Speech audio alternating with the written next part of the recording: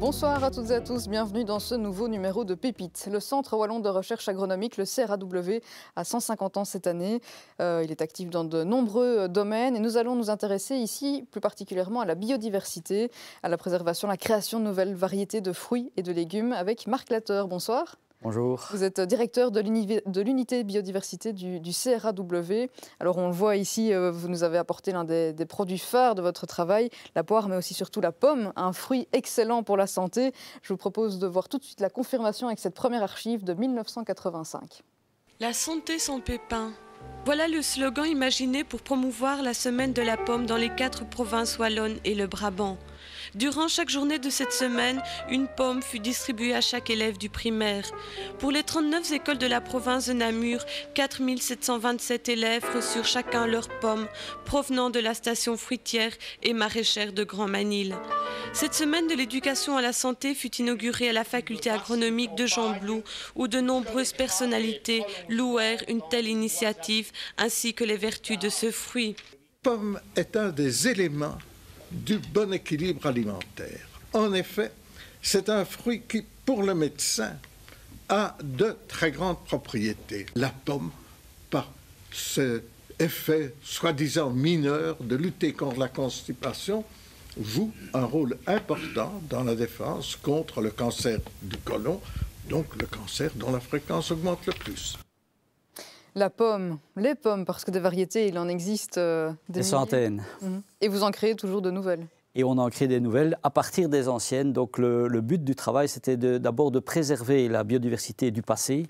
Donc pendant des générations et des générations, les Belges ont créé des variétés. Il y a des variétés qui ont été de passage aussi, qui ont été cultivées chez nous. Et toute cette grande diversité, elle disparaissait. Et donc, il fallait maintenir une certaine diversité pour pouvoir réagir aux aléas de maintenant, mais peut-être pour le futur aussi. Oui, parce que ça permet, ce sont des variétés parfois qui sont plus résistantes et qui nécessitent justement l'utilisation de moins de produits Exactement. phytosanitaires. À une époque, on ne connaissait pas tous les produits qu'on a à l'heure actuelle. Et donc, on a sélectionné à une époque des variétés qui étaient beaucoup plus tolérantes aux maladies, aux ravageurs et à ces éléments-là. Et tous ces éléments-là ont quasi disparu à un moment donné. Donc on les a récupérés in extremis. Donc c'est grâce à un très très grand travail de Charles Populaire. Il a développé des prospections dans les campagnes, il a fait des appels au niveau du public. Et c'est le public qui a vraiment offert avec un enthousiasme vraiment débordant le fait d'aller sauver des variétés anciennes dans tous les terroirs de la Wallonie. On a même été jusqu'en Flandre dans certains cas. Il y a encore des variétés qu'on ne connaît pas ou qu'on pourrait encore sauver? Oui. C'est infini Je ne sais pas, c'est assez particulier, mais on reçoit plusieurs centaines d'échantillons de fruits à identifier par an, donc des personnes qui viennent encore nous demander d'identifier des variétés, et parmi ces centaines de variétés, on trouve encore de temps en temps des pépites, des choses qu'on dit, tiens, incroyables, et alors on récupère et on les remet dans le processus. On greffe, on fait des jeunes arbres, on les met dans des vergers d'évaluation et dans des vergers conservatoires et on étudie les caractéristiques de ces variétés. Des vergers dans lesquels le public est aussi invité à venir visiter. Je vous propose de revoir une archive de 1997. À l'heure actuelle, dans la collection, nous avons à peu près 300 variétés de prunes, 1200 variétés de pommes, 850 variétés de poires, une cinquantaine de variétés de cerises et une trentaine de variétés de pêche, ce qui fait à peu près un total de 2500 accessions qui sont rassemblées ici à Gembloux. Depuis 1975, la station de phytopathologie de Gembloux s'attache à rassembler dans un grand verger expérimental des variétés d'arbres fruitiers cultivés autrefois dans nos régions. Dimanche dernier, et dans le cadre des festivités de son 125e anniversaire, le Centre de recherche agronomique de Gembloux invitait la population à une journée découverte et apprécier ainsi une collection fruitière qui compte aujourd'hui plus de 2500 spécimens, principalement des pommiers, des poiriers et des pruniers. Des chiffres de 97, ça a encore vraiment augmenté, si je vous entends. Oui, si ce n'est qu'on a précisé, parfois on recevait des variétés sous des noms différents, et avec le temps, on a pu classifier et identifier les doublons, les synonymes, parfois des sous-types. Il y a des noms qui varient suivant les régions. Par exemple, la verdia, c'est la belle fleur largemousse, elle est verdia, elle est ballot, elle a plein de noms différents suivant les régions, et en définitive, on a remarqué que c'était la même variété, quoi. Donc, voilà, le nombre n'a pas explosé, mais la qualité du matériel s'est affinée. Et certains ont le palais aiguisé pour identifier directement le vin, par exemple. Vous, ce sont les pommes. Vous savez directement, on vous donne, j'ai vu d'autres archives, on vous donne une pomme, vous savez identifier la variété. Oui, ça fait partie de l'expérience. Bon, j'ai travaillé pendant 10 ans, j'ai goûté des fruits, je les ai caractérisés, je les ai évalués. Et à un moment donné, il y a une espèce de mémoire de goût et de caractéristiques des fruits qui fait qu'on parvient à identifier... on ne va pas exagérer, mais peut-être plus ou moins 70% des échantillons, on les identifie comme ça à l'œil, quoi. Et puis ça vous permet aussi de créer de nouvelles variétés, d'identifier, tiens, ce mélange-là pourrait être intéressant. Exactement. Donc au fur et à mesure qu'on a avancé dans la connaissance des qualités, mais aussi des inconvénients des variétés anciennes, les variétés anciennes n'ont pas que des qualités, hein. Il faut vraiment discerner ce qui est intéressant de ce qui l'est moins. Et soit on les diffuse telles quelles, et donc on a créé toute une gamme de variétés RGF, ressources génétiques fruitières Jean Blou. Ça, c'était vraiment très original de remettre... C'est le public qui nous a aidés à chercher et à retrouver ces variétés. C'était au public qu'on devrait offrir en retour les pépites. Et alors, c'est comme ça qu'on a créé cette filière avec les pépiniéristes qui ont multiplié les arbres des variétés qu'on a proposées. Et à partir de là... évidemment, chaque variété a ses avantages et ses inconvénients. On s'est dit, tiens, celle-là, elle est bien, mais celle-là, lui manque ceci. On a commencé à croiser, on prend du pollen d'une fleur, on le met sur les stigmates d'une autre fleur, on reprend les pépins.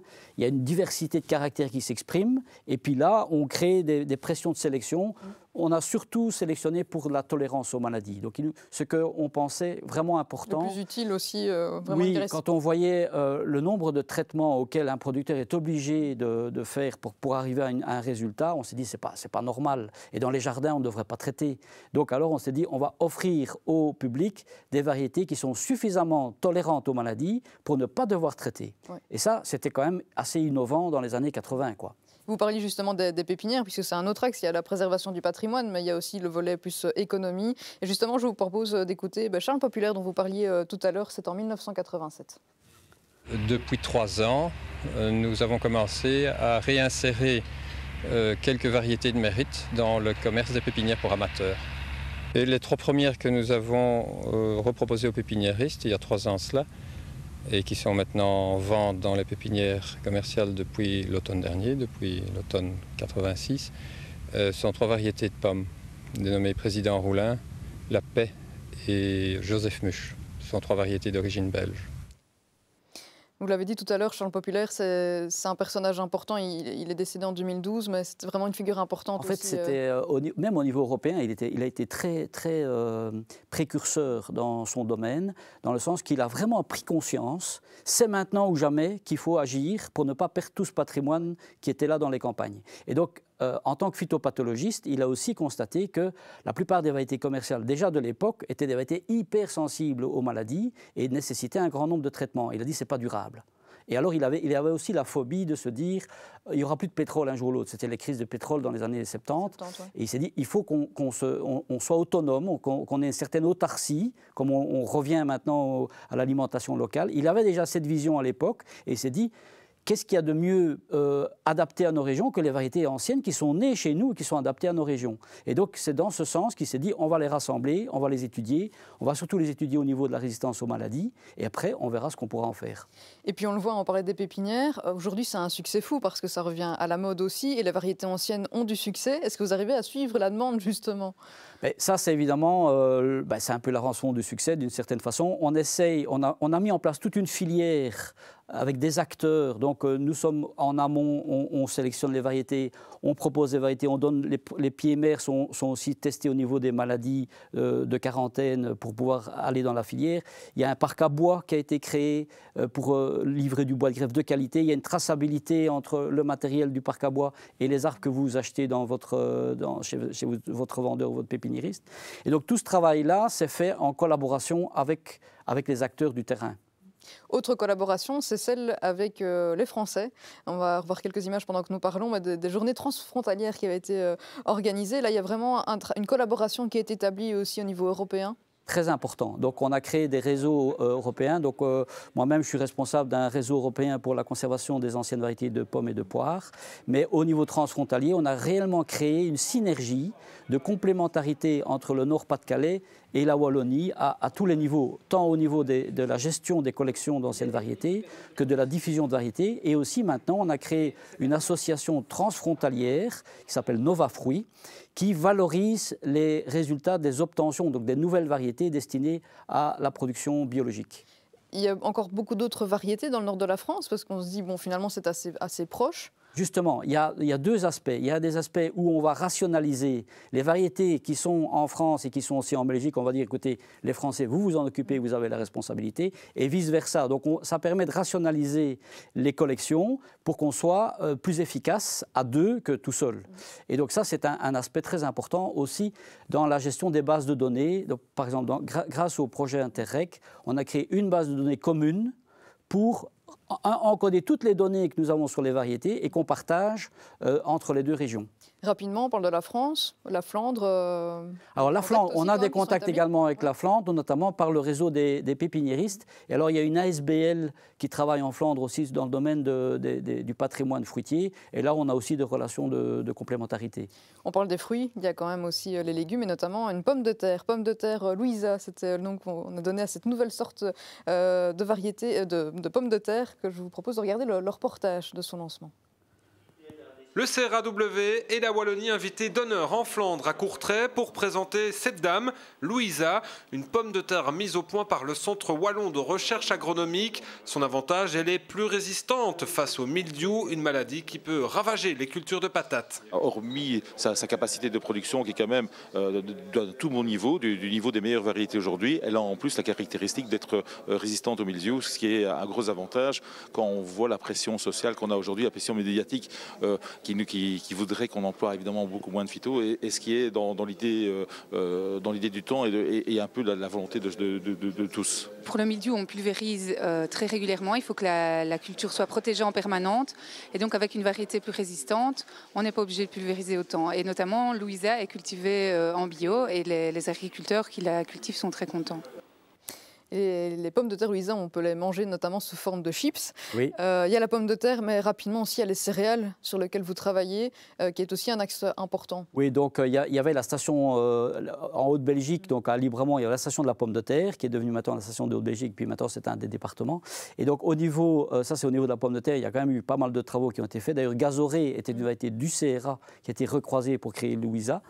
Par contre, ici, au niveau des céréales, c'est aussi un des tout grands fleurons du CRA.